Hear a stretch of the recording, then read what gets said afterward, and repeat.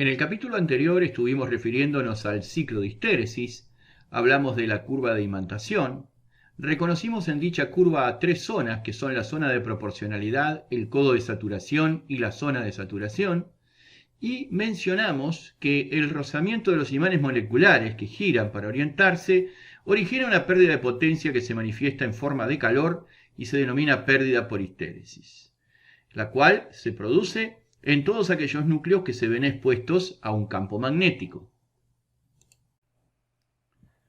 Hablamos sobre la ley de Hopkinson, que es un símil de la ley de Ohm para circuitos magnéticos, la cual establece que el flujo magnético en un circuito es igual al cociente entre la fuerza magnetomotriz y la reluctancia. Definimos la fuerza magnetomotriz como la cantidad de amperios vuelta en una bobina y la reluctancia como la resistencia magnética. Nos referimos al apantallado magnético diciendo que se trata de un núcleo de hierro dentro del cual se coloca el elemento que se desea proteger. Las líneas de fuerza en el apantallado se dirigirán por el núcleo de hierro, evitando el interior del mismo, por lo cual cualquier elemento que se coloque allí dentro estará absolutamente protegido contra la influencia de dicho campo. Establecimos una fórmula para calcular la fuerza de un electroimán e hicimos un ejemplo de cálculo.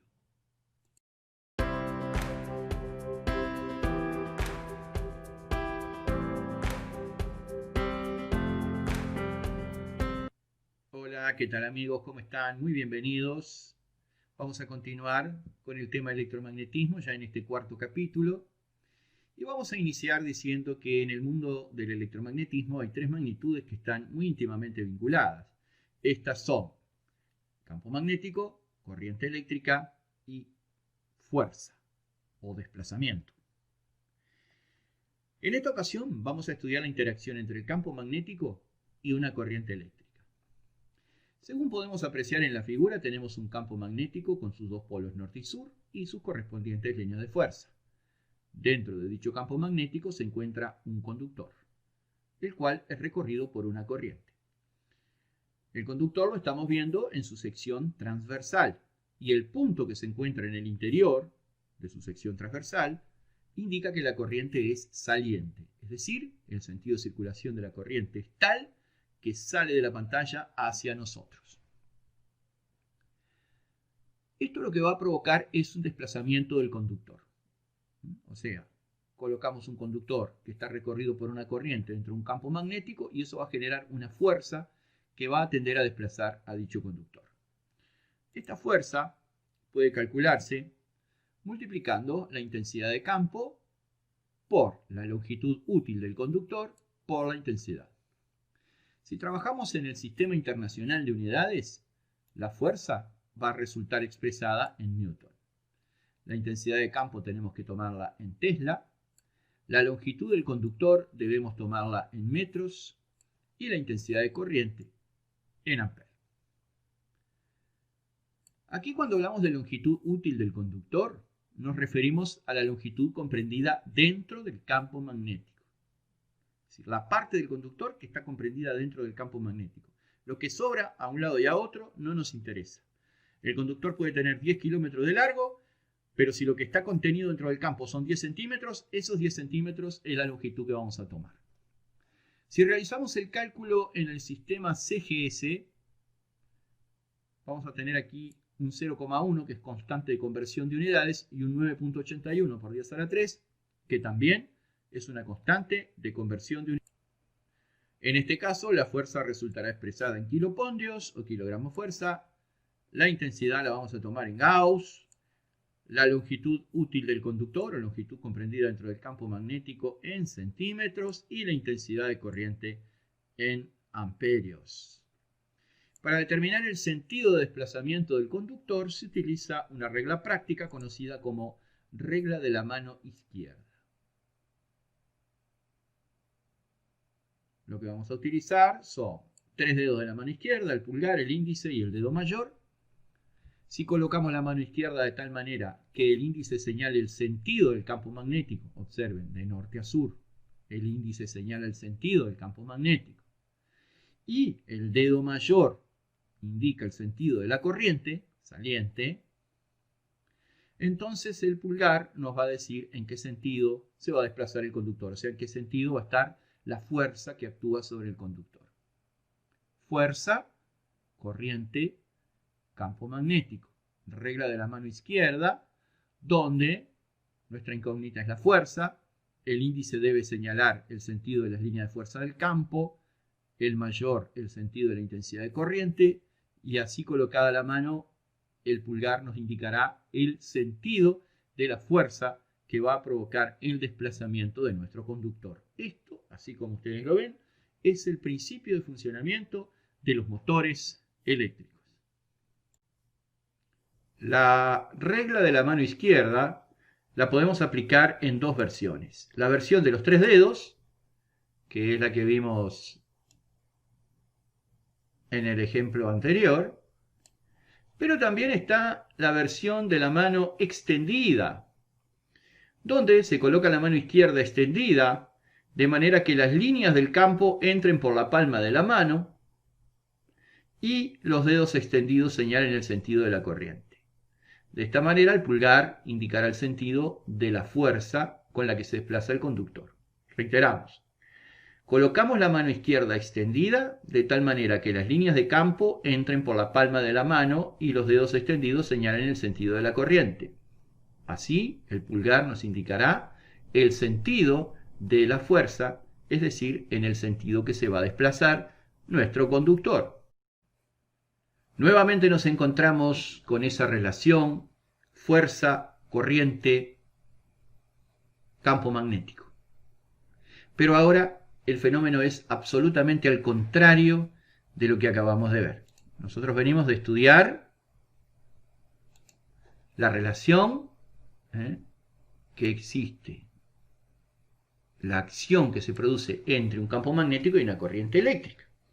Ahora vamos a ver qué pasa si colocamos un conductor dentro de un campo magnético y le aplicamos nosotros una fuerza, o sea, desplazamos un conductor dentro del campo magnético de manera que dicho conductor corte líneas de fuerza.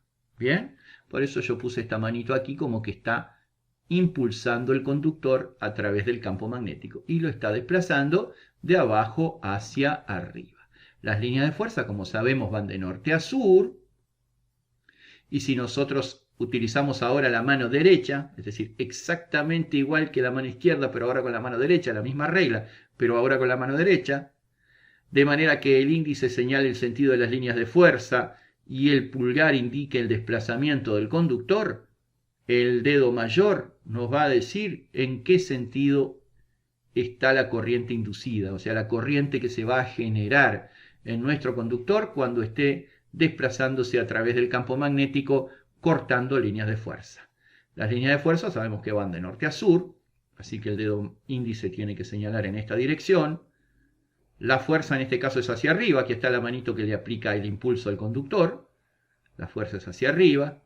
Entonces la corriente generada en el conductor, llamada corriente inducida, va a tener sentido saliente de la pantalla. Por supuesto que ese sentido va a depender de la polaridad del campo y del sentido en el que se desplace el conductor. En dicho conductor se va a generar una fuerza electromotriz, a la que vamos a llamar fuerza electromotriz inducida, la cual podemos calcular a través de la siguiente fórmula.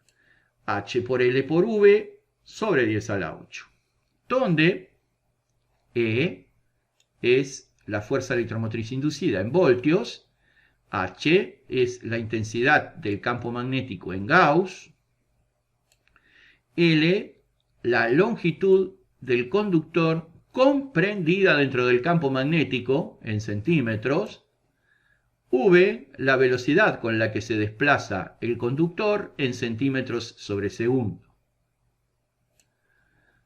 También podemos decir que la fuerza electromotriz inducida es igual a la velocidad de variación del flujo magnético. O sea, nuestro conductor va cortando líneas de fuerza, es decir, va cortando un campo magnético, se traslada a una cierta distancia. Si nosotros tomamos flujo inicial sobre flujo final, flujo inicial y flujo final, Ahí tenemos una diferencia de flujo en ese trayecto y tenemos también un tiempo, un delta t, en el cual el conductor se estuvo desplazando dentro del campo. Entonces, esa variación de flujo sobre esa variación de tiempo, multiplicada por una constante de conversión de unidades, que es 10 a la menos 8, nos va a dar también la tensión, la fuerza electromotriz inducida en el conductor. Y esta es la ley de Faraday. Esto, así de simple como ustedes lo ven, es el principio de funcionamiento de los generadores eléctricos. Vale aclarar que existen dos versiones de la regla de la mano derecha.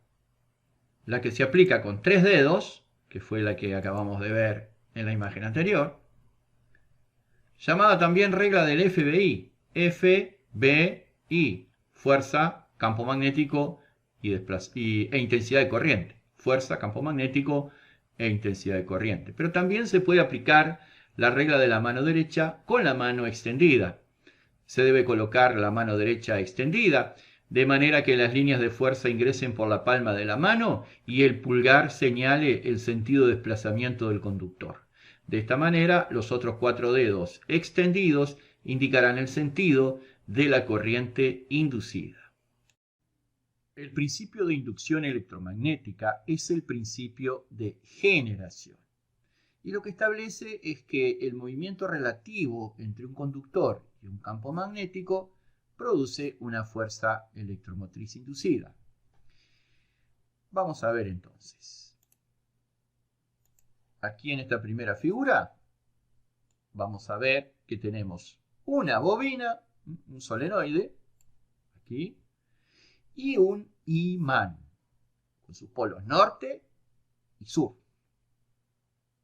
Y, por supuesto, su campo magnético con sus correspondientes líneas de fuerza. Si nosotros desplazamos este imán de izquierda a derecha, las líneas de fuerza de su campo magnético van a cortar a los conductores de la bobina. ¿Qué quiere decir cortar? No quiere decir cortarlos literalmente, quiere decir que se van a desplazar sobre los conductores, ¿sí? Barrer o cortar a los conductores de la bobina. Por lo tanto, si nosotros terminamos de ver que al mover un conductor dentro de un campo magnético se induce una tensión, si dejamos quieto el conductor y movemos el campo, se produce exactamente el mismo efecto, o sea, se genera una tensión que se llama fuerza electromotriz inducida. Y si cerramos el circuito a través de una resistencia, esa fuerza electromotriz inducida va a dar lugar a una corriente inducida, a una intensidad de corriente inducida. Evidentemente, si el imán permanece quieto, no vamos a obtener ningún resultado. Pero si nosotros desplazamos el imán hacia la bobina, en este caso, lo que vamos a tener es una inducción de corriente. Y si luego lo retiramos, vamos a tener una inducción de corriente, pero en sentido contrario. Esto aplica a que el movimiento relativo entre un conductor y un campo magnético produce una fuerza electromotriz inducida. En la segunda figura, lo que tenemos es un electroimán, o sea, ahora producimos el campo con corriente eléctrica, no con un imán como en esta primera figura, un electroimán alimentado por corriente continua y una bobina. Esta bobina está fija y movemos el electroimán en el sentido indicado por la flecha.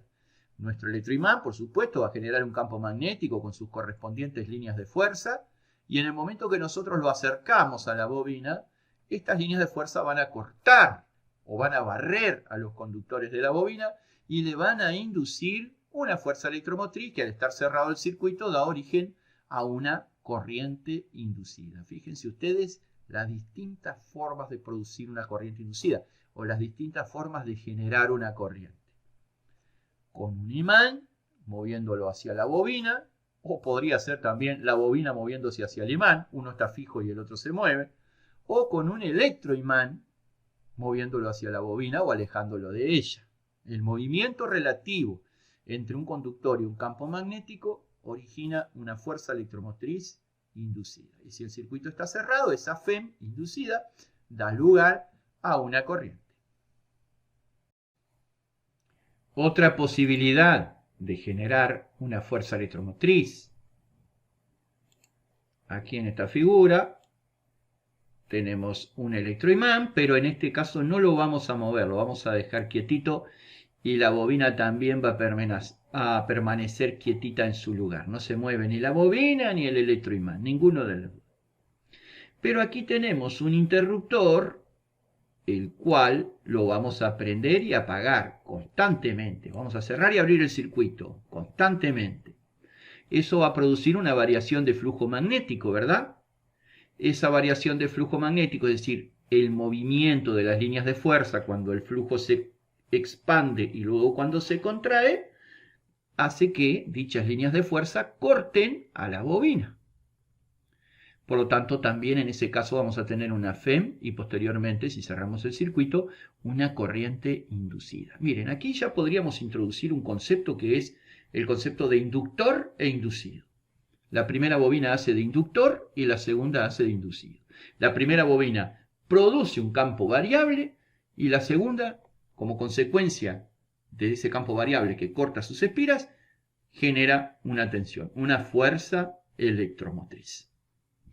Evidentemente, para que esto ocurra, debe haber una variación de flujo. En este otro caso, las dos bobinas también están quietitas en su lugar, como corresponde, como debe ser, pero alimentamos la primera bobina, digamos la bobina inductora, la alimentamos con corriente alterna. Entonces este campo va a estar permanentemente en movimiento. Las líneas de fuerza van a atravesar los conductores, los van a barrer, los van a cortar, los conductores de la bobina inducida, en un sentido y luego en otro, en un sentido y luego en otro. Este campo magnético se va a expandir y luego se va a contraer. Y cada vez que el campo se expande o se contrae, corta los conductores de la bobina inducida y le genera una FEM, que da lugar, si cerramos el circuito, a una corriente. ¿Bien? Y qué interesante, muchachos. Está alimentada por alterna. Eso quiere decir que por eso el flujo es variable. Y esto que tenemos acá no es muy distinto de un transformador, que es uno de los temas de los que vamos a hablar más adelante.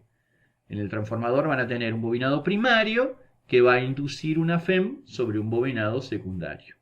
Así tal cual, este es el principio básico de funcionamiento de un transformador.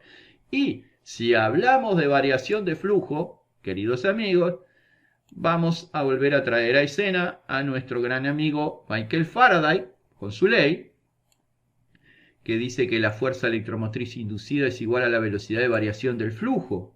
Pero claro, ahora como no tenemos un solo conductor, sino que tenemos una bobina con varias espiras, en este caso la FEM va a ser número de espiras por delta phi sobre delta t, o sea, variación de flujo sobre variación de tiempo, por una constante de unidades que es 10 a la menos 8.